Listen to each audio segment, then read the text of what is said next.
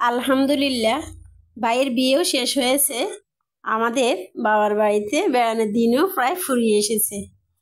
কারণ হচ্ছে ভাইয়ের বিয়ের জন্য এতদিন অপেক্ষা করছিলাম। এখন হচ্ছে আমার মেয়ে যেহেতু এসএসসি পরীক্ষা দিবে, তারপরে ছেলে মাদ্রাসায় পড়ে, আরেকজন স্কুলে পড়ে। ওদের পড়ালেখার কথা চিন্তা করে আর বেড়ানো সম্ভব না, আমাদেরকে এখন চলে আসতে হবে। তো এখানে আমার মা হচ্ছে গোল্লা পিঠা বা মেরা পিঠা যাকে বলে, ওই পিঠাগুলা রান্না করবে।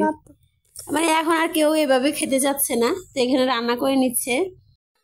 এদিকে আব্বা কবুতরের খাঁচা থেকে একটা কবুতরের বাচ্চা নিয়ে আসলো, ওটা মারা গেছে। আর 3টা কবুতরের বাচ্চা জবা করা হয়েছে।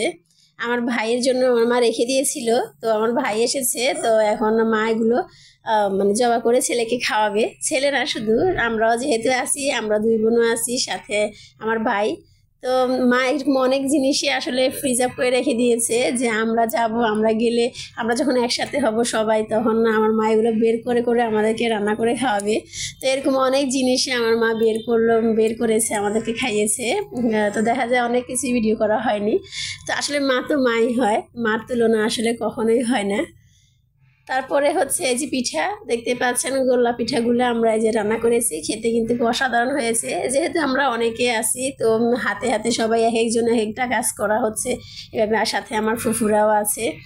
তো আমার মায়ের এই যে একটা গলা কাটা মুরগি দেখতেই পাচ্ছেন, দেখতে কিন্তু অসাধারণ লাগে। কিন্তু এই মুরগির একটা সমস্যা আছে, এই মুরগিটার বাচ্চা থাকে না, ওটা নিজে মানে পাড়া দিয়ে দিয়ে আর কি এই বাচ্চাগুলোকে মেরে ফেলে। তো অনেক মা অনেক করতেছিল যে এত কম 2বার ফুটাইছি না, ফুটাইলে বাচ্চা থাকে না, মুরগিটা মেরে ফেলে, এরকম আর কি অনেক কথাবার্তা হচ্ছিল। তো আসলে আমি থাকাকালীন অবস্থায় মুরগির বাচ্চা দেখা গেছে মানে মারতে মারতে মাত্র 2টা বাচ্চার মধ্যে এসে পড়েছে। তো আর কি এরকম অবস্থা আর কি। তো এটা যখন নতুন নতুন ফুটিয়েছিল তখন আর কি, আর আমি থাকাকালীন থাকতে থাকতে এটা একদম অনেকগুলো বাচ্চাই মেরে ফেলেছে। তোমার মা খুব আফসোস করছিল আর কি। এইদিকে মা আবার আরেক খাবারের জোগাড় যন্ত্র শুরু করেছে, নারিকেল কোড়াচ্ছে, আর নারিকেলগুলোকে ব্লেন্ডার করা হবে। আসলে আমরা যাওয়ার পরে থেকে মানে এত খাবারের আয়োজন করা হচ্ছে, এক খাবারের ভিতরে আরেক খাবার, আরেক খাবারের ভিতরে আরেক খাবার, মানে এক খাবার শেষ না হতে আরেক খাবারের আয়োজন, মানে এরকম অবস্থা আর কি। তো এদিকে হচ্ছে আমার মা নারকেলটা ব্লেন্ডার করে এখানে বসিয়ে দিয়েছে। এখানে তালের আটির ভিতরে যে থাকে তালের খিসা, সেগুলো মা ফ্রিজ আপ করে রেখেছে মায়ের সন্তানদের জন্য। তো এখন সব সন্তান একসাথে হয়েছে, আর মা এখন এগুলো ফ্রিজ থেকে বের করেছে। আসলে আমার মা অনেক জিনিসই ফ্রিজে রেখে দিয়েছিল, যে আমার সন্তানরা যখন আসবে তখন ওদেরকে বাইর করে খাওয়াবো। যেহেতু আমিও অনেক দূরে থাকি, অনেক দিন পরে যাই, আমার ভাইও প্রবাসে থাকে। তো এই জন্য মা মাঝে মধ্যেই যে মানে কিছু কিছু জিনিস ফ্রিজ আপ করে রেখে দেয়। তো এখানে যে তালের খিসাগুলো ফ্রিজ আপ করে রেখেছে। তো এটা এখন বের করে নিয়েছে, এটা রান্না করা হবে। তো কিন্তু এই খাবারগুলো একটু আগের দিন রান্না করে রাখলে ভালো হয়। তো যেহেতু আমরা এখন অনেক মানুষ, আর হঠাৎ হঠাৎ মায়ের একটার কথা মনে পড়ে যায় ফ্রিজ খোলার পরে, তখন মা ওইটাই বের করে নিয়ে আসে। তো এখানেও এটাও সেই একই অবস্থা হয়েছে। এইখানে এগুলো এখন রান্না করা হবে। এর মধ্যে রুটি, তার মধ্যে আবার মেরা পিঠা বা গোল্লা পিঠা রান্না করা হয়েছে, এই সব কিছু হচ্ছে।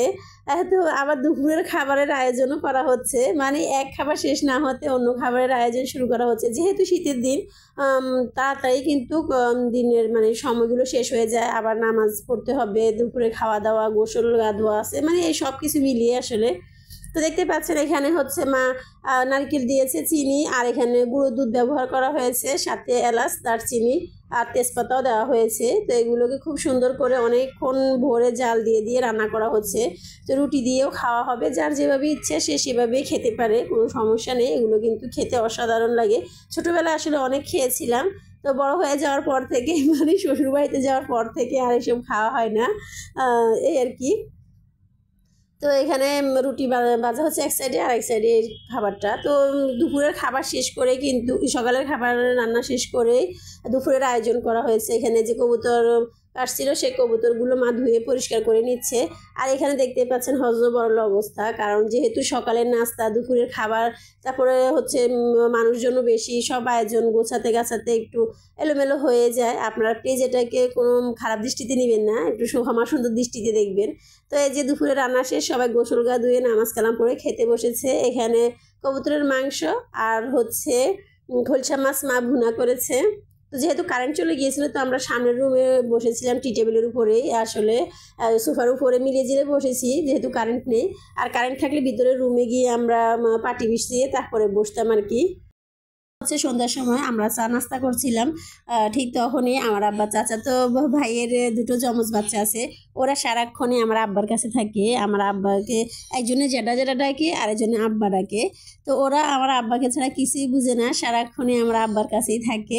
তো আমি আমার আব্বাকে বললাম আর কি যে থাক, ওরা তো আপনাকে আমাদের ছোটবেলা মনে করিয়ে দিচ্ছে, আপনি তো আমাদের ছোটবেলায় ছিলেন না। তো ওরাই এখন মনে করে দিচ্ছে যে আপনার সন্তানের ছোটবেলা কেমন ছিল, কারণ আমাদের জন্মের পর থেকে আমার বাবা সবসময় বিদেশে ছিল।